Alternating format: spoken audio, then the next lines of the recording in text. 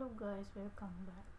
Nakwento ko lang guys nung kasagsagan na problemado ako, yan alam ng mga friends ko yan. Hindi ko masisisi yung iba na hindi nakakaya yung kanilang problema, naghalo-halong problema, depression, andyan na lahat. So, alam nyo guys, kapag hindi talaga kinaya yun, lahat ng iyon, hahantong talaga kayo sa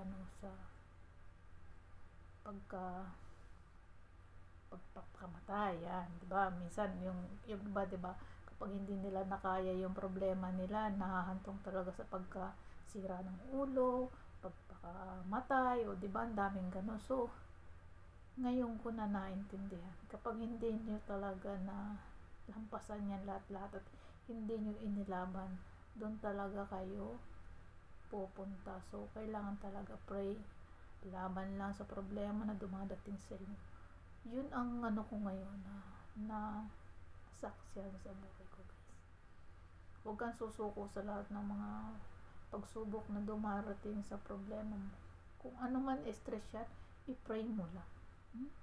Kasi naranasan ko ngayon, kahit na nagtatrabaho ako, nilalaksan ko pa rin yung loob ko para survive ako sa aking problema. Isip ng isip yung gano'n. Tapos kapag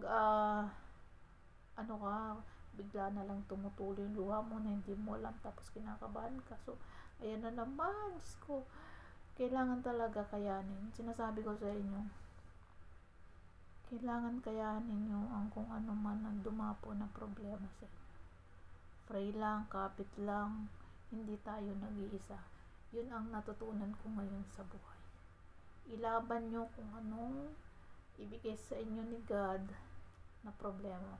Laban lang, kasi sabi nga nila, hindi ibibigay sa iyo ang problema kung hindi mo kakayanin. So ngayon, medyo nakakasurvive na ako. So medyo okay na ako. Kaya laban lang tayo guys. Huwag tayo magpatalo sa stress. Kailangan lang laban-laban in life. Yun lang yun guys. So ngayon talaga medyo okay na ako.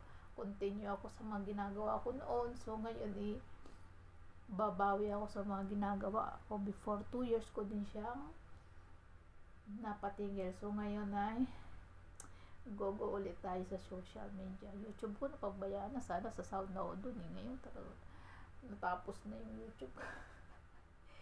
Kaya yan guys, pray lang tayo sa problema natin lahat, hindi tayo pababayaan ng Allah. Yan lang. Thank you so much.